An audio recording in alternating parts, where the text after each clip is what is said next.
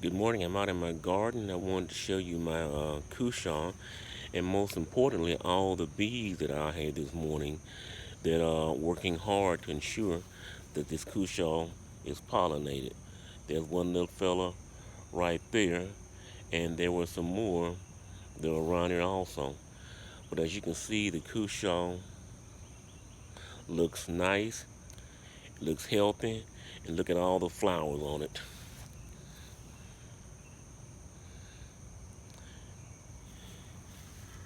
And there he is inside there working away.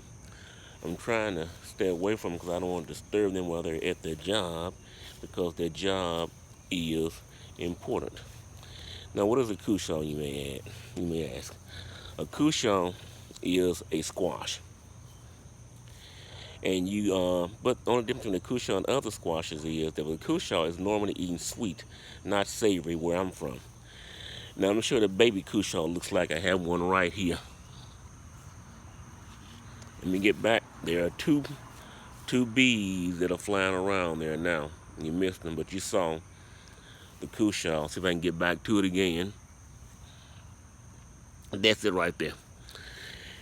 Big bottom, long neck, and will get to be the size of a large watermelon. But I stated, unlike most squashes which you eat savory, Cushaw is eaten sweet. Now I've seen Cushaw eaten two ways. My grandmother made what is called a Cushaw pie. And a Cushaw pie is made similar to a sweet potato or pumpkin pie. You add sugar, you add milk, butter, nutmeg, and spices like that, and bake it. And my wife's family, they didn't make Cushaw pie. They would bake the Cushaw. They would take it out the shell, mix basically those same ingredients on it, and crack the shell. After they crack the shell, they would put it back on the shell and put it in the oven and bake it. Just like most other squashes, with a Cushaw, what you're going to do is you're going to open it up, you're going to take out the seeds, then you're going to take the flesh out of the shell, and then you go ahead and you mix the flesh with the other stuff, and you cook it.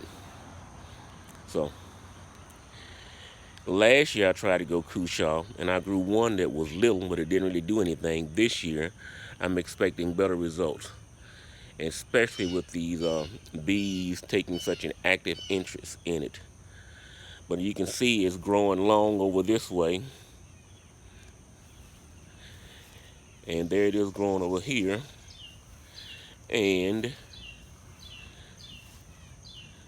over here also.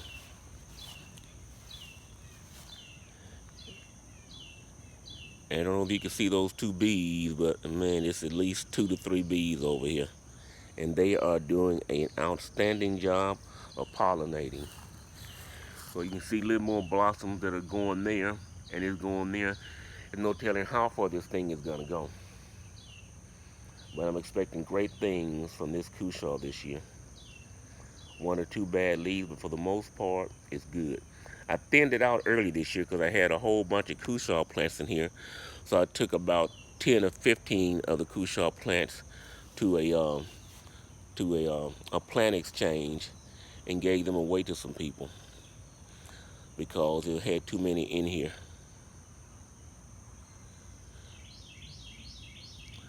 But the big thing is Cushaw and bumblebees.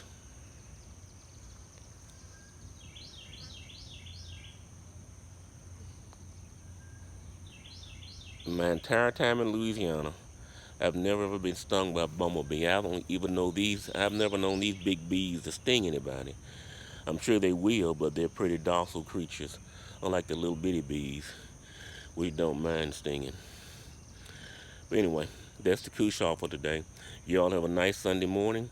I'm going to do some work in the garden, and I'm going to go ahead and get ready to go to church.